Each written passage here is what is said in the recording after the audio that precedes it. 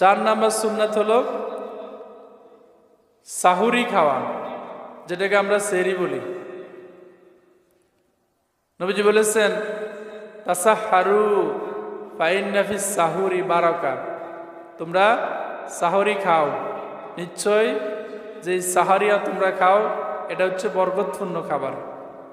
কেউ যদি সাহারি না খায় রোজা হবে।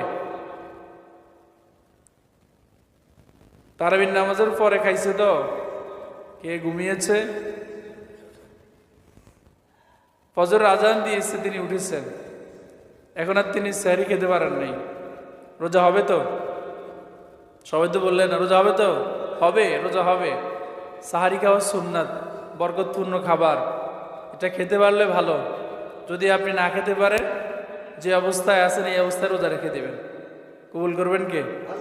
অনেকের মধ্যে হয়তো ভুল ধারণা থাকতে পারে সাহারি খাই নাই রোজা কি হইব নাকি? হ্যাঁ, তা সাহারি না খেলেও রোজা হবে, তবে এটা খাওয়া উত্তম, এটা খাওয়া সুন্নাত।